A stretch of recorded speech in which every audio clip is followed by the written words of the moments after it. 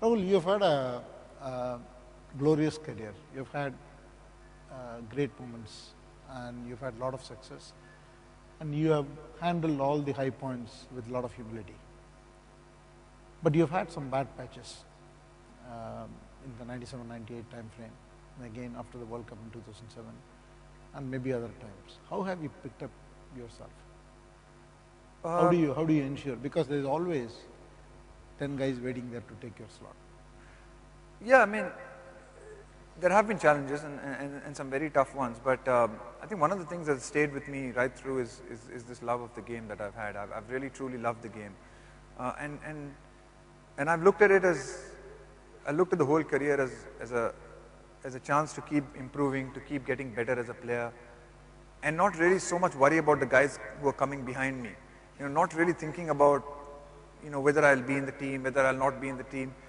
As long as I kept improving and kept getting better as a player, or trying to improve, I might not have always improved, but at least kept trying to improve, kept trying to get better, then I didn't so much worry about the results or who's behind me and what's happening, so much as in my own mind I knew that, look, at least you're trying your best, you're trying to get better, you're doing whatever it takes to be a better player, and if I did that, then I didn't so much worry about the results, so to speak. I think there have been disappointments, and there are some very tough moments when we've lost, and it's been really hard, especially after the 2007 World Cup, to be knocked out in an event that personally I had spent nearly 2 years working towards, and I felt at that stage we had a good team that could have gone far in the tournament, but we lost a couple of games early, and the format of the tournament was such that it didn't give us a chance to come back, and it was extremely disappointing, and I sort of had to come back home and have a long, hard think about what it was. But after a while, I think just the fact that I love this game so much it came through, and I still wanted to go back there and keep playing and keep trying to get better and trying to do what's right for the team. So yeah, I've been lucky in the sense that I've had this love of the game that's sort of drawn me back to it even in my tough times and pulled me back into the game, which I think has really helped. Rahul, we are a large professional services company in IT consulting with over 200,000 people. We believe the best way to perform is to empower all the 200,000 people in such a way that we create a platform for each one to improve. We call it by a theme called Realize Your Potential. If everyone uses the opportunity to improve and then go for whatever they want to do, then we will be a better company, not only in terms of business performance, but better company in terms of other people, society, and so on. You want to comment on that? Yeah, I mean, one of the things that's fascinated me, I guess, when you say that like 250, 230,000 people, when I was a captain of a team, to get 15 people in this team, or to get 15 people in the team to go on one direction is, to understand, it's tough, it's not easy. So it's to communicate your message to 230 people, 230,000 people, it's not, obviously, I guess there's some, you should tell me how you do it. There is a, times I was struggling with 15. There is a trick actually. Each of our teams are 15 people. So we have multiple teams of 15 people. Yeah. And then we kind of break the company down into smaller units. Yeah. And each unit has a leader, and they go about making decisions and running their own little unit. Yeah, but it must be hard because in a lot of ways, I think a lot of your guys all over the world can get so easily lost.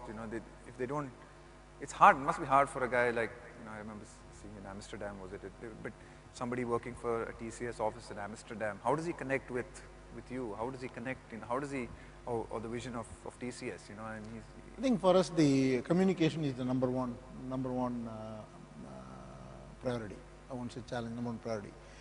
So what we do is that continuously upgrade and use technology, and we have a digitally networked enterprise. And this morning we launched our next generation social media platform, which is again going to be a huge communication platform whereby everyone is able to do whatever they want to do and communicate not only with people one-on-one, but into the communities through smartphones. So for us, communication is the most important thing, and I do my communication through the network as well. We do sessions like this, but obviously we can cover a few hundred people every time we do it, and we do it in multiple parts of the world. But the main thing is the digitally connected platform we have. That's terrific, because it's in some ways, that, I mean, we as cricket players, we don't have much of a choice in the sense that I have to play for India, I can't play for Australia. But your employees can choose to go somewhere else, so you're keeping them here, so it's great.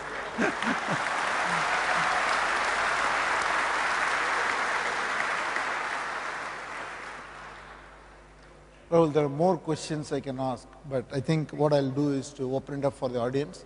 Let's take a few questions from the audience, and we'll come back again, and we can chat a little bit more. Firoz here?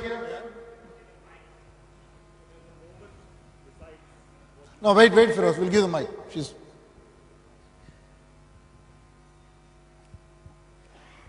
we are on the subject of cricket, there's a moment that this country has been waiting for. And that moment happened when Rahul Dravid was sitting with TCS. Sachin just got his 100. Okay, it's great stuff. Fantastic. Fantastic.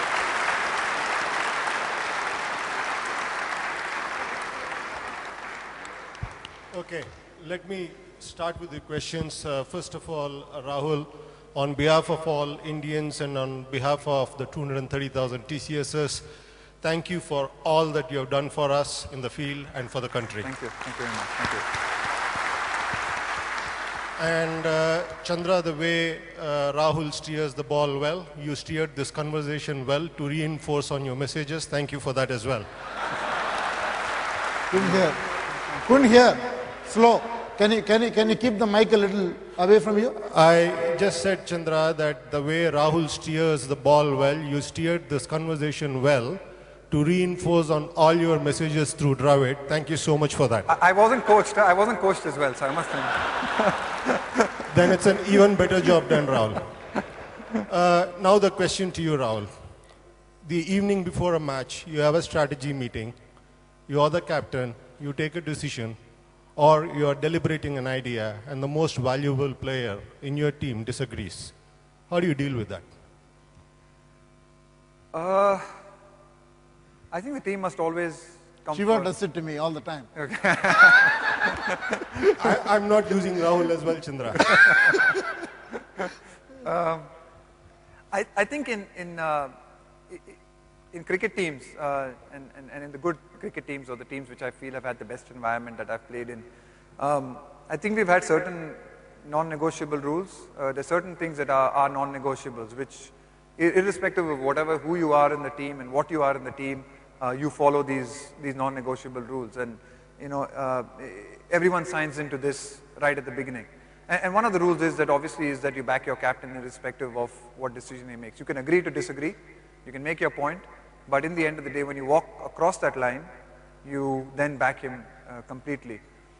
Obviously, in a team when there are big players, you want to use their expertise, their knowledge, especially if there are good players. You know that there is a certain amount of knowledge that they possess, which can benefit the team, which can benefit you as a captain. So something you want to use. So the balance, I guess, is in trying to, and in my experience, at least in cricket teams, is I've been lucky to work with generally the good players are the ones who also understand that the team must always come first. And I guess the job of the captain, in my point of view, is to get that knowledge and allow them to express themselves and feel free to express themselves without having that fear of it, It's so fascinating that you say that, because we have the same rule. We have our business meetings, and typically 25 to 30 people. And we will debate, we will discuss, we will criticize, but when we walk out with a single view. Yeah, I think that's I guess that's the most important thing, is even in cricket. I think you've got to be on the same page once you've walked out. And I'll be honest, it doesn't always happen. And there are teams and there are times when there are people or guys whose own personal goals and ambitions. It's what I think you must understand also in cricket teams is there's a huge amount of pressure. One of the things like I joked and said that, look, we don't have any choice. This is the only team we play for. In some ways, that creates a huge amount of pressure as well. There's no other job that I can go to. There's no other job that my teammates can go to. So there's a lot of times that people are under incredible amount of pressure to keep their places in the squad, because there's nowhere else they can go. And it does build a huge amount of pressure on people, and it takes a lot of, I think, sacrifice. It takes a lot of courage for young players and teammates, a lot of my teammates, to be able to put the team first. It's not an easy decision when you have so much riding on you, so much of not only your life, but sometimes your family's life riding on the very decisions you make. Hi. Hello. Hi. Hi, Rahul. Thanks for being here. Pleasure. My question is, which one is difficult to handle, accolades or criticism? I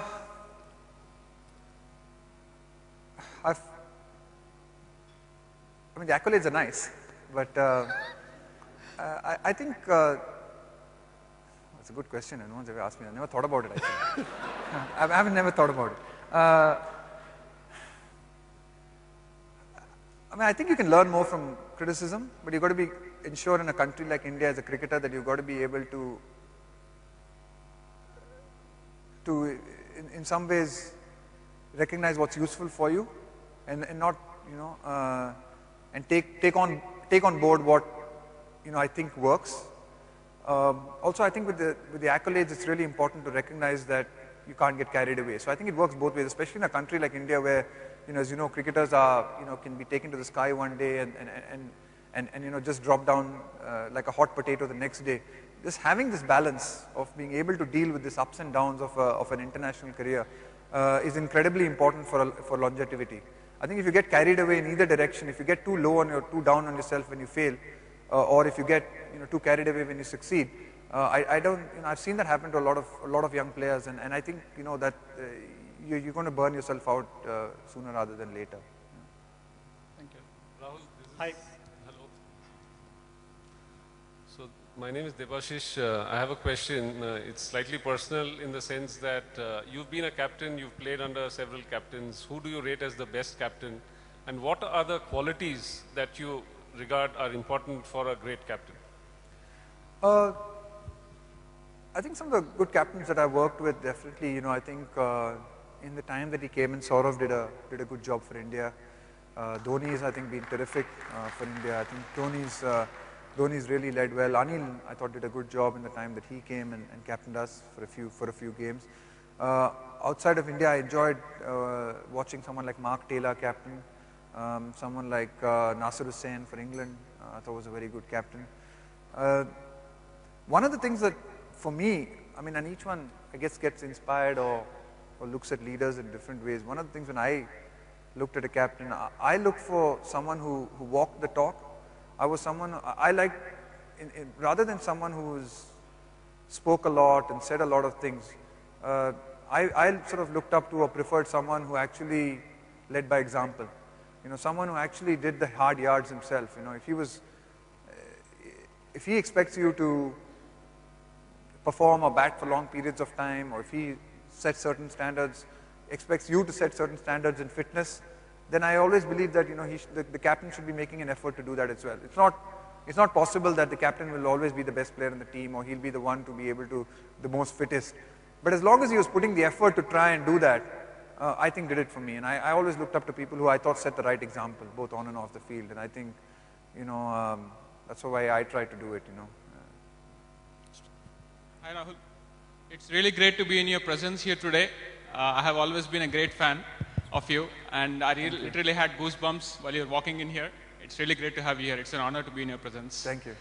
My question is, you know, there have been so many moments in your career where you really performed well, but there was somebody else in your team who did a little bit better, but, you know, they always carried the cake away.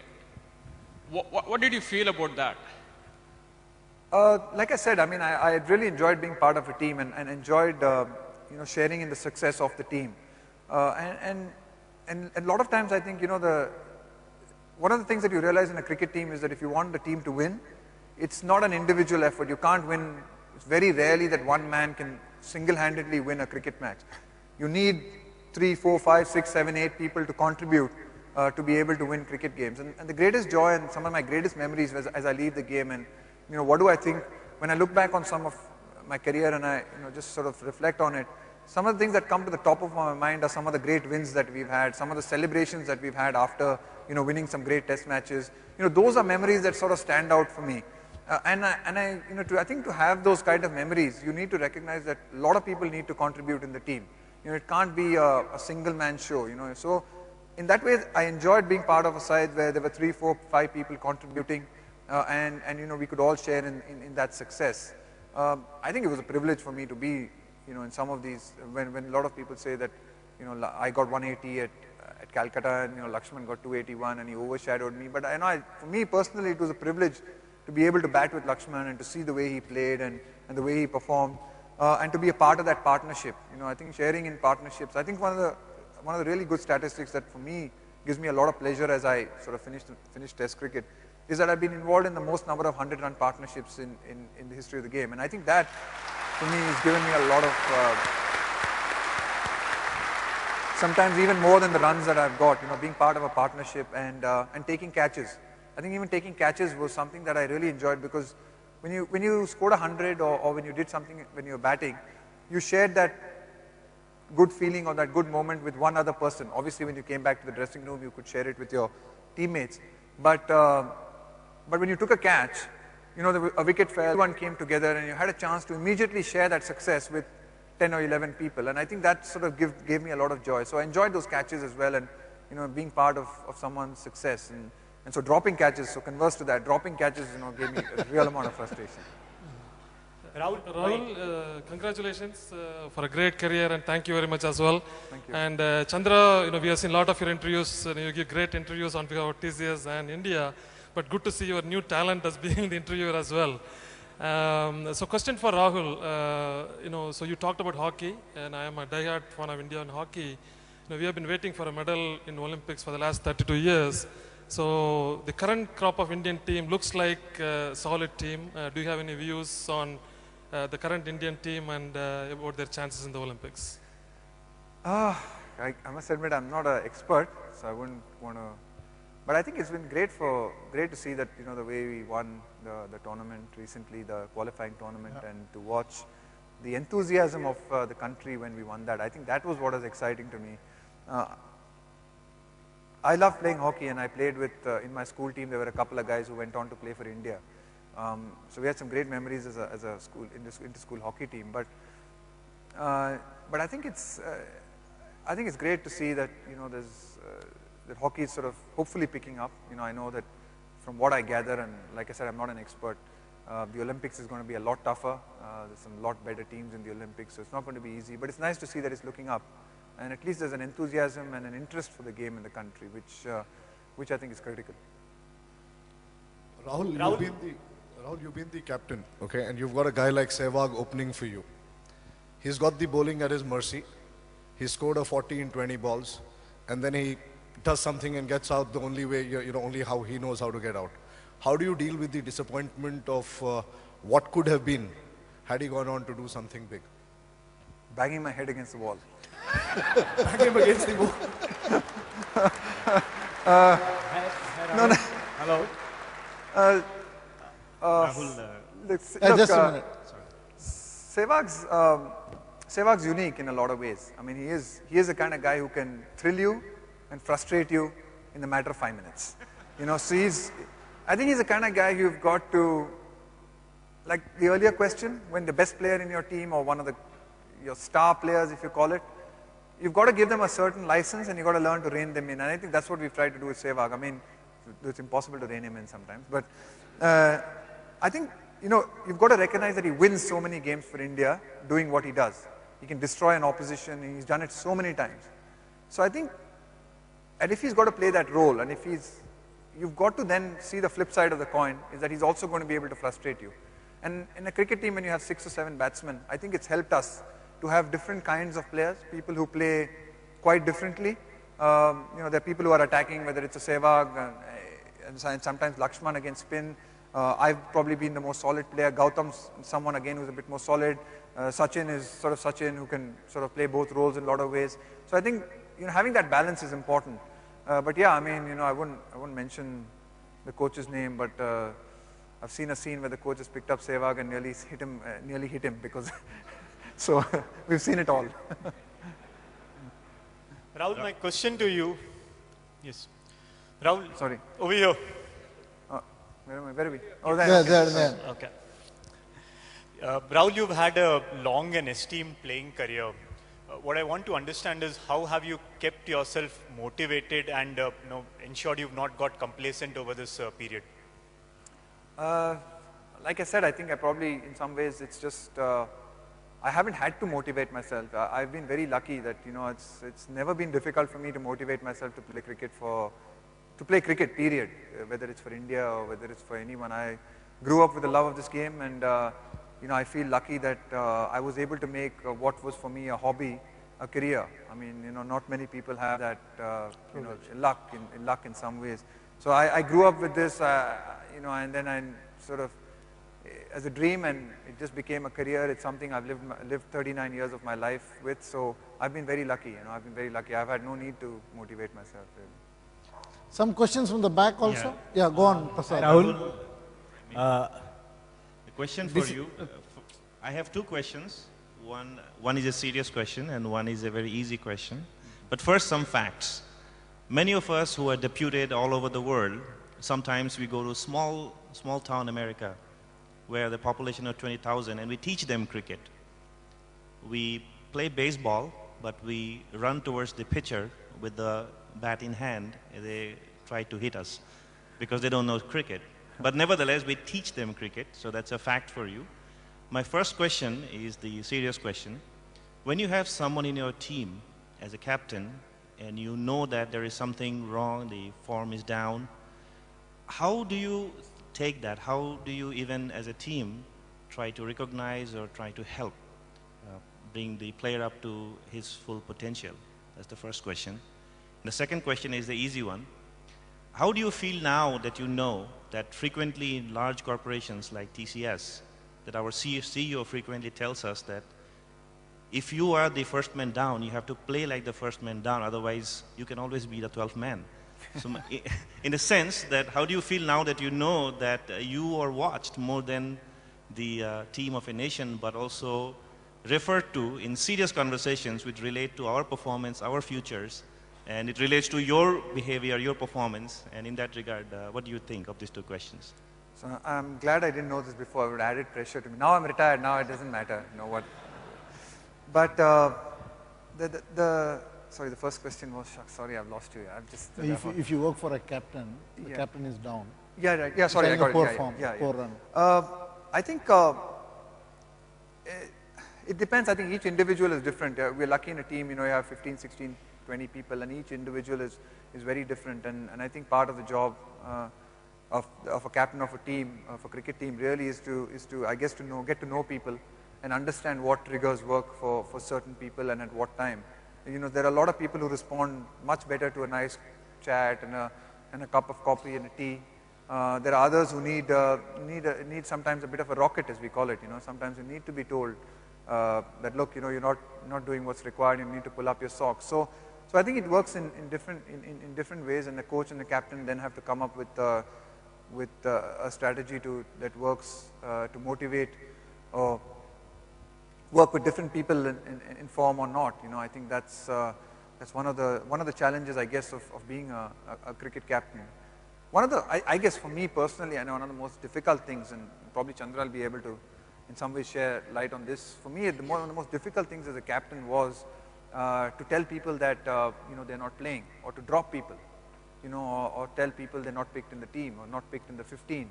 I guess it's similar to you, I guess, not maybe sacking someone, or it's probably too hard a word, but maybe demoting someone or telling somebody else that, look, you've given this responsibility to X or Y instead of you. And I think I found that one of the most draining parts of my job, just the telling people that they're dropped. And you had to do that. You have to do that a lot of times. But I found that challenging, and I guess I don't know. It's good to know how you do it. You're absolutely right. It's a very tough thing to do. In our case, changing roles. When two people compete for the job, both are expecting a particular role. You're going to give it to someone and not to the other one. It's a very difficult thing to do, and because there are always so many good people, and each wanting to grow, wanting to do. And then you have to do it in such a way that we at least believe in our culture. We want to do it in such a way that the other person still is part of the team, either as part of that unit or some other unit, and still pumping up and going. We don't want to lose a person who is extremely talented. So I adopt the approach that usually when I don't think that many of them know, but usually adopt the approach that when I have to do this, first I meet with the people who are not going to get the job. I'll never announce to the person who is going to get the job. So I kind of do all the groundwork and I assess who is reacting in what way. Then I talk to them about their strengths and their weaknesses, what they need to improve to go to the next level, and then we are able to do it. So far, we're able to do it. Oh. You must be. You've still got 230,000. So yeah, but the good thing is I don't do it for all the 230,000. That's true. I found that one of the great challenges of being a captain. I really found that. Yeah, I think I know. Just one more question. I really don't have time. Maybe we will take both of these questions together and Rahul will answer, then we got to close. Rahul, okay, I'll start. Yeah, Prasad, go on. Rahul, you mentioned that you practice to stay in the present zone without worrying about the past ball or without worrying about the next ball. Do you practice any particular technique to build this mental capability? Okay. Rahul, you had one of the most difficult times as a captain when you were working with a coach, one of the most controversial coaches. Can you comment on that and how you overcame that phase of your captaincy and how you see that in terms of relating to business? Okay. I'll answer his question first. Again, it's been a process of self-discovery a little bit. I've done various meditation techniques over the years. From the time I've been 16, 17, I've tried from transcendental meditation to all sorts of meditations, and I've found over the years that just being able to focus on my breathing has been able to center me and keep me in the present moment. It's one of the most difficult skills to achieve. At least I personally have found it incredibly difficult, and I mean right till the end, even now, it's sometimes very difficult to do. But I've found, and speaking to a lot of people who do meditate, and I have found that meditation was one of the easier ways of trying to at least achieve that level of being in the present moment. I found that was probably one of the better ones of doing it. To answer your question, I think obviously it was a challenging period for us, especially because the 2007 results didn't go the way we would have liked. It was a difficult period in the sense that I thought Greg definitely had a lot to offer, and I think he knows a hell of a lot about the game. But obviously, sometimes things didn't necessarily work out in terms of just the cultures and the way that clashed with the way. I don't know if there are any Australians here, but just the way that there are. Okay. There are. But it's different. I'm not saying there's a right or wrong. I think Greg had so much to offer, and I think his directness and the way he came across for a lot of people. For someone like me, I could handle it and I could deal with it, but a lot of people sometimes didn't respond very well to that direct approach that he maybe came up with. So I think it was a challenge. I think pulling teams together, pulling the guys together, and I think a lot of it was over-exaggerated and blown out of proportion a little bit as well. I'm sure there were certain guys in the team who didn't necessarily like the approach. But other than the World Cup, I thought we had some very good results, and we had some good tours in which we played some good cricket, and I thought we did well to play well in England. We did well in West Indies. We won a lot of one-day games.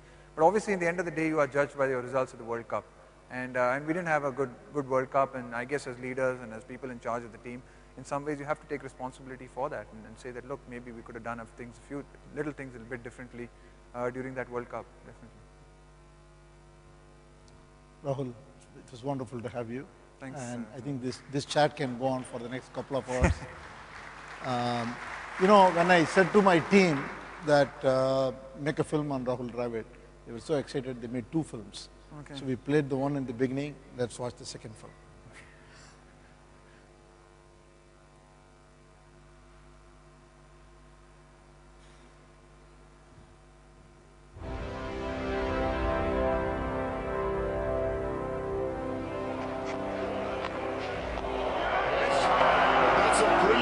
catch. Watch there also. No, sorry. Out of the blue.